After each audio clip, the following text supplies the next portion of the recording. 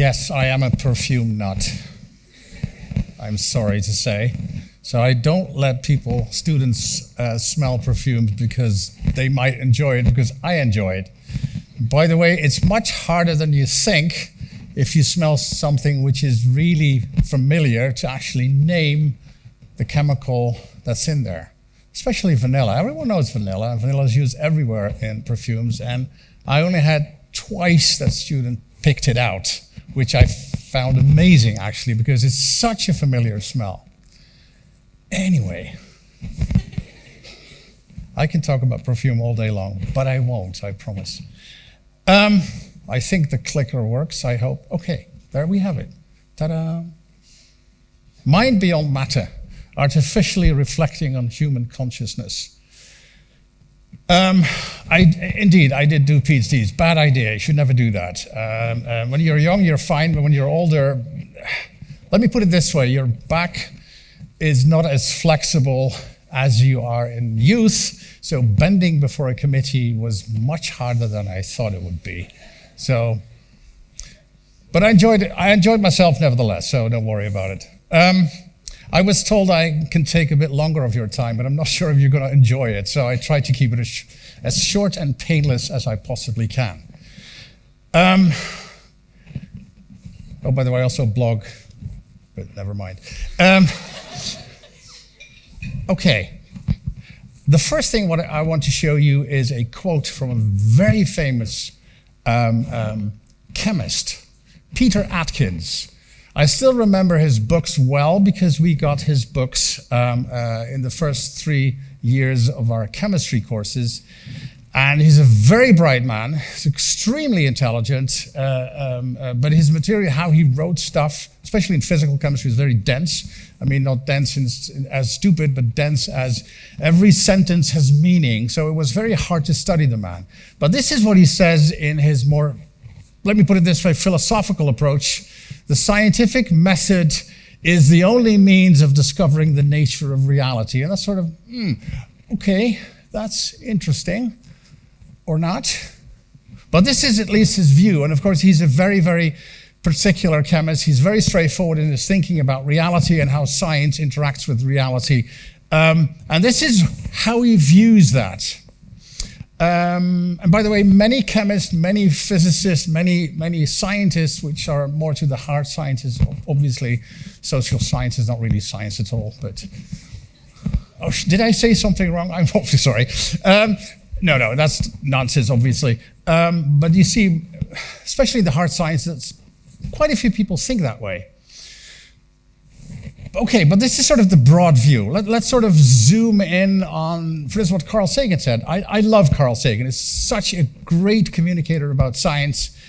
And this is what he says. And this quote sort of warms my heart in a sense, because he said, "You are a collection of almost identical molecules with a different collective label, name." He says, "I'm a collection of water, calcium, organic molecules called Carl Sagan." And then he asks the question, "Is that all?"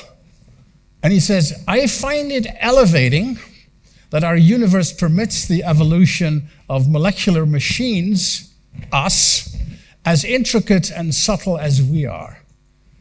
And that sort of has a very warm ring to it, I think. But maybe it's too bland, maybe not, I don't know. But for me, this quote is a brilliant perspective on who we are, but nevertheless leaves maybe something to be desired. And that's the thing I want to talk about as well. And I think this is probably one of the most in-your-face quotes I found. By the way, if you want to read anything about consciousness, find this article, A Landscape of Consciousness. This is probably the most extensive articles, just out, 2024, end of last year, about the whole taxonomy of consciousness to be found anywhere in literature. It's literally every single theory, idea, and so on and so forth, which we have sort of gathered through the ages, not just recently, but also going back to Aristotle and Plato and Thomas Aquinas and so on and so forth. And this is what a famous philosopher, Patricia Churchland, said: "Out of meat, how do you get thought? That's the grandest question." And I think, in a sense, she's right. We have a brain. We think, we feel, we sense, we have conjectures, we can conceptualize the world, we have abstractions. You have a human being. Well, what is humanness, for instance? We do that. We conceptualize every single day without even thinking about it. And this is her question. Out of meat, how do you get thought? And again, look up the article. It's a great article. It's downloadable. It's free. It's not paywall or anything. Super interesting article. 5.5 minutes, so you're not falling asleep yet. That's good. Okay. Let me ask you, let's ask some questions about this. This is sort of the landscape I drew out. This is the approach you see a lot. Science delivers insight and surefire boundaries on what we can know or not know. This is what Peter Atkins says, and many with him. Only matter energy constructs reality. Construct between brackets, so to speak. Does only matter construct consciousness? That's the question.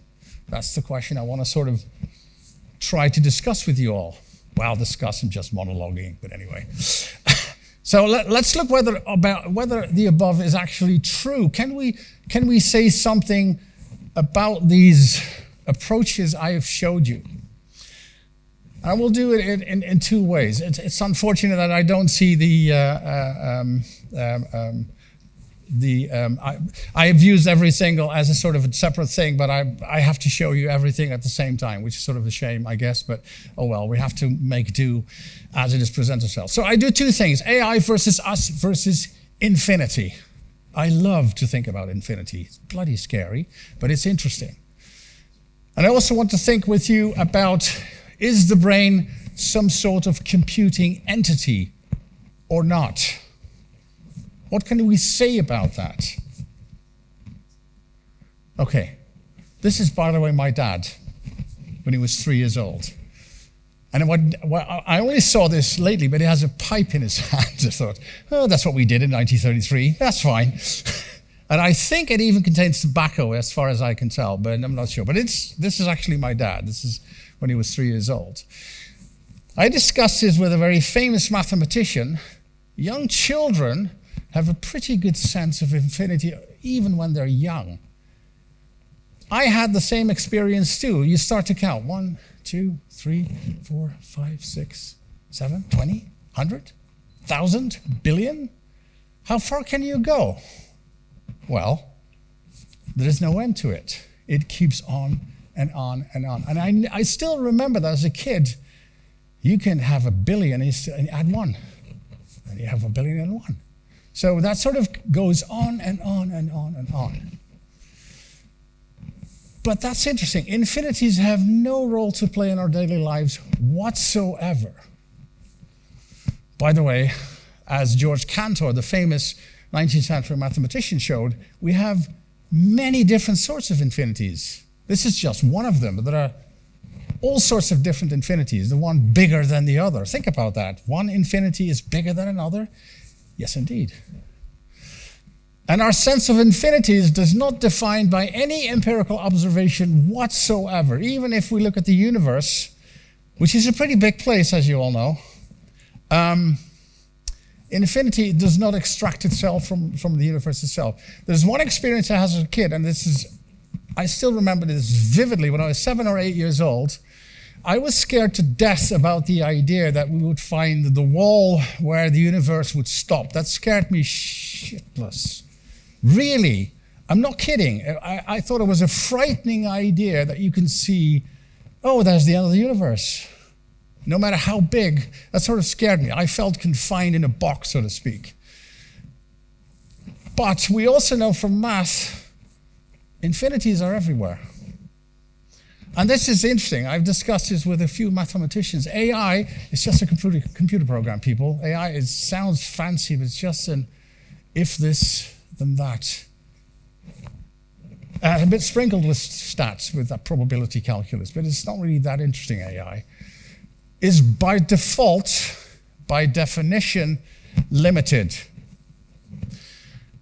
AI thus can never, as in never, deal, as we can, with infinity, ever. And we can. And that is astonishing. If you don't realize how astonishing that is, you don't really understand what that means, that we, as human beings, can deal with that. I mean, that's mind-boggling that we do that. So this is a reassuring thing. AI is not even close to what we are able to do and never will be. Okay. No, it's not enough, but at least you have an idea. You have a sort of perspective on what we have. Oh, there it is. Now can I sort of jump to. So go back to the question of Churchland. Out of meat, how do you get thought? It's straight out a materializing thought, and it's completely mistaken. It's actually a dumb idea. I'll show you. This is a silver cup from Iran, and it contains linear Elamite. Actually, we can't read it still. We're probably close to sort of unveiling it. And this is a silver cup from the 3rd millennium, which contains a unknown, almost unknown language. But guess what? It's just a silver cup. It's a thing. It's a material. It's beautiful, by the way. I think this is a gorgeous piece of art. And it contains a language. So this is the thing. This is, by the way, the argument from John Searle. It's not as known as his Chinese room argument, but it's a much more precise argument. And this is what his argument is. Ink on paper, chalk on blackboard, carvings in silver, linear Elamite, on stone, pixels on a computer screen, like this, beads on an abacus are no more than material and electromagnetic particulars. None of these and many other material and other particulars have intrinsic meaning. It's just splurges on or in material. So the materials themselves, in any color, shape, size material, cannot convey any message whatsoever. It's just stuff. But that means that symbol and syntaxes are not intrinsic. Probably they're not part of the material or electromagnetic world. However, they're purely observer relative features of it. And guess what? Who does the observing? We do. Us. We assign the interpretation to the linear Elamite. We try to figure out the language. It's a so-called isolate. We still don't know if it's related to any other language. It probably is, but we don't know. We haven't figured it out yet.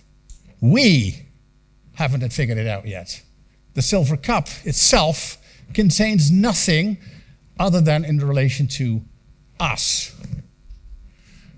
And this is the kicker. This is what John Searle did. Bastard philosopher. The brain is also a material thing. Ergo, it contains nothing with respect to meaning. That's a smart move by Searle. Now, this is from 1991. And this argument has been fiercely debated, but I think the argument still stands. If material cannot contain any meaning, then the brain cannot contain any meaning whatsoever. Also. And that's a pretty interesting idea, which I think stands to this very day. So, can the human mind be entirely materialized? No. And this is, by the way, a logical argument, people. It has nothing to do with an argument from ignorance. We need to unpack this argument further by more research in the cognitive sciences, in brain research, which, by the way, is a great field to work in. That's not what I'm saying, but it doesn't illuminate the argument I posed here. It doesn't explain it. It does other stuff. But this is what Eric Voegelin, a very famous philosopher of science, said, a philosopher of politics. Different objects require different methods, obviously.